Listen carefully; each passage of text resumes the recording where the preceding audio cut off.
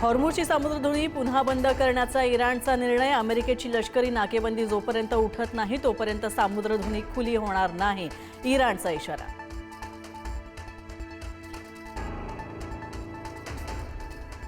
पंतप्रधान नरेंद्र मोदी आज रात्री 8:30 वाजता देशाला संबोधित करणार। महिला आरक्षणाच्या मुद्द्यावर इंडिया आघाडीवर तोफ डागण्याची शक्यता।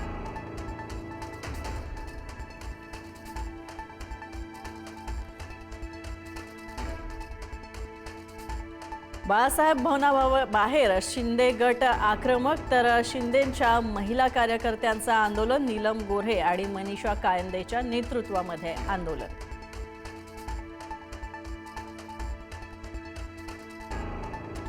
खासदार निशिकांत दुबेंविरोधात ठाकरेंची शिवसेना झाली आक्रमक। आदित्य ठाकरेंबद्दल केलेल्या वक्तव्याचा निषेध। मुंबईतील शिवसेना भवनाच्या बाहेर शिवसैनिकांचं आंदोलन।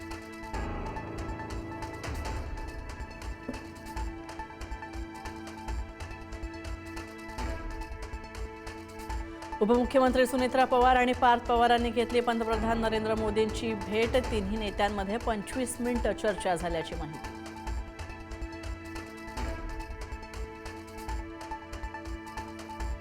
मुख्यमंत्री देवेंद्र फडणवीसांनी घेतला नाशिक धर्मांतर प्रकरण तसंच खरात, परतवाडा आणि गोरेगाव ड्रग्ज प्रकरणाचा सविस्तर आढावा।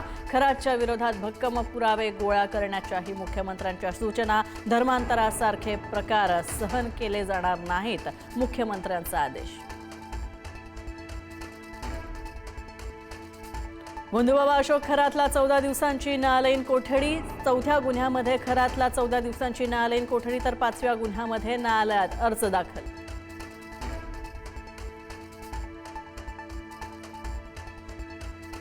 नाशिकच्या कॉर्पोरेट जिहाद प्रकरणी आरोपी निदा खानच्या पतीला एसआयटीनं चौकशी करून घेतलं मुंबऱ्यामधून ताब्यात, तर निदा खान अद्यापही फरार, सतत ठिकाणं बदलत असल्याची माहिती।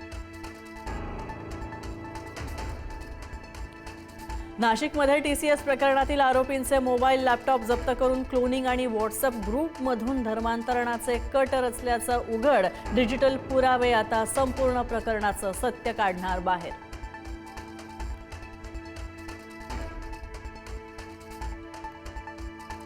परतवाडा लैंगिक शोषण प्रकरणामधील पीडिता मानसिक धक्क्याखाली। आरोपी अयांसोबत व्हिडिओ व्हायरल झाल्यानंतर पीडितांसह पीडितेचे कुटुंबीय मानसिक धक्क्याखाली।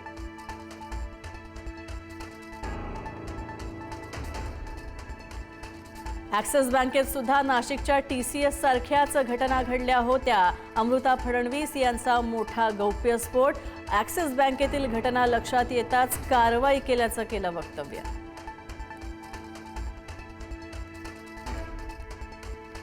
गोरेगाव नेस्को ड्रग्ज प्रकरणामध्ये आणखी एक फरार आरोपी पोलिसांच्या ताब्यात। आयुष साहित्य याला चौकशीसाठी घेतलं ताब्यात।